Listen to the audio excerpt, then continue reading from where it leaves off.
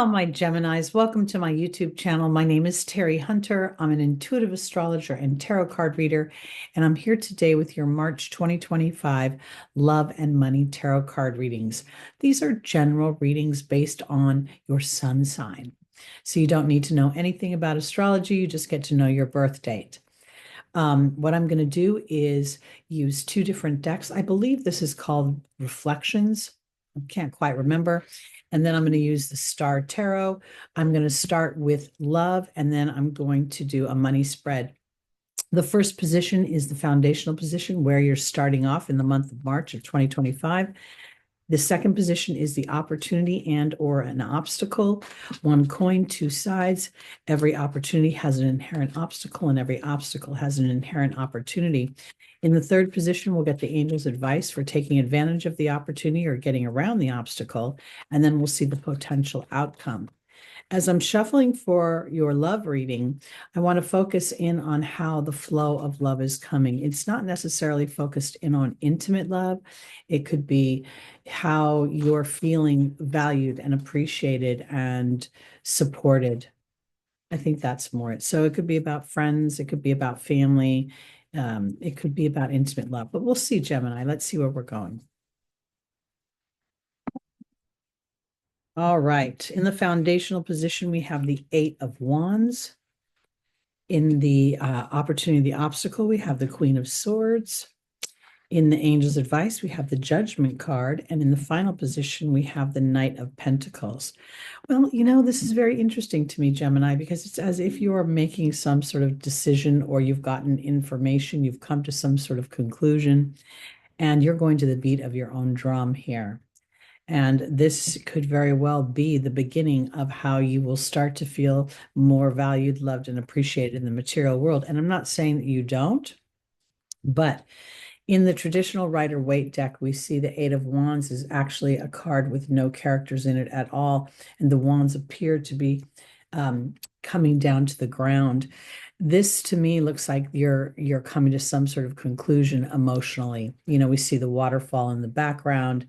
It infers that there's light above at the top.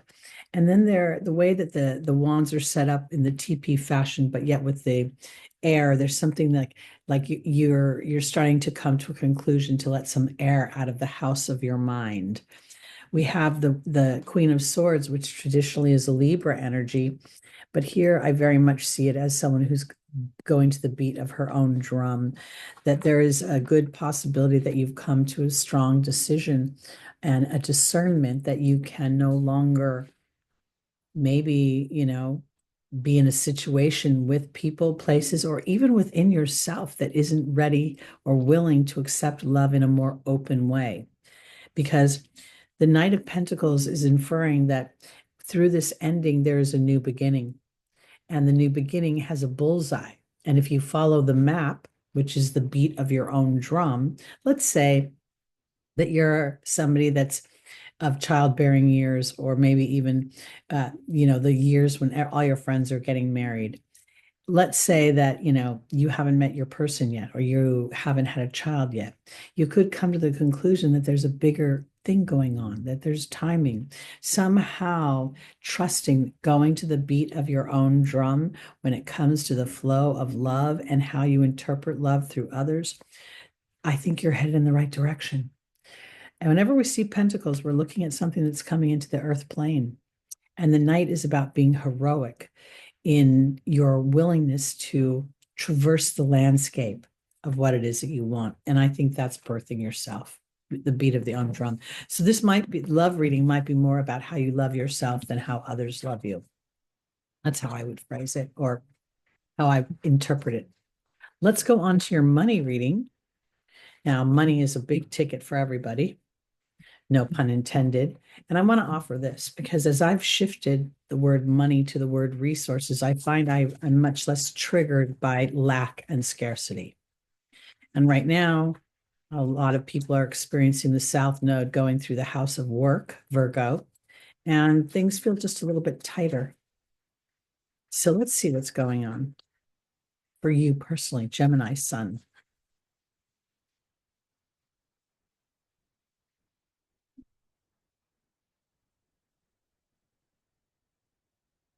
All right. In the foundational position, we have the Strength card. In the opportunity or the obstacle, we have the Seven of Pentacles. In the Angel's Advice, we have the World. And in the final position, we have the Emperor. Wow, this kind of goes back a little bit to the love reading. The Strength card, traditionally in ancient times, was a card of fortitude. It was called fortitude. So there's an endurance that's required here to keep your eye on the prize of what you want, to follow your heart, and to have the courage to do that. This very much represents the sign of Leo, the energies of Leo, the characteristics of Leo. Yet in this particular deck, we see a large focus on the red color, which is the base chakra that rules fear and fight or flight. We see the snake that she's holding. We see the infinity symbol over her torso. She has somehow come into balance and understands her Kundalini energy, and she feels the protection of the lion versus the taming of the beast.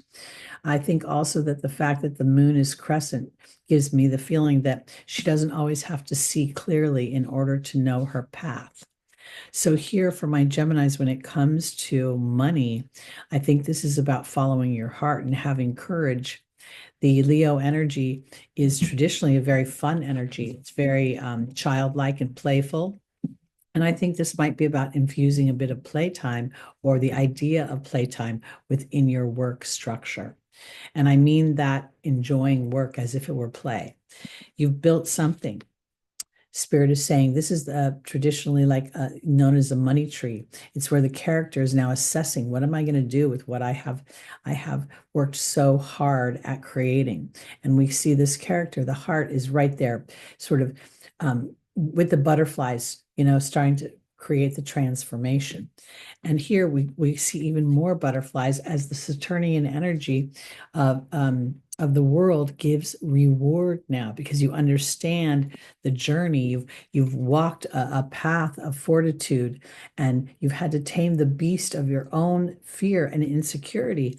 And now it's time for you to go on your own, to start to think independently about what makes you happy when it comes to making resources.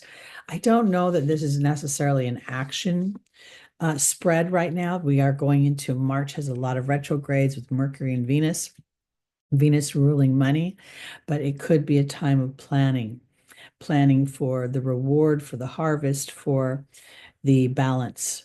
I really very much think that. And from you as an individual, the Emperor is not duplicit at all. There's no duplicate there. There's no having to cooperate. The Emperor is the Aries energy of the self.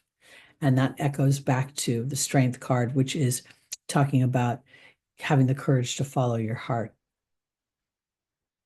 Oh, interesting. I just noticed on one of these trees, the one with the snake, we see the astrology symbols, or at least some of them. We see the sun, we see the Leo energy, the Leo symbol.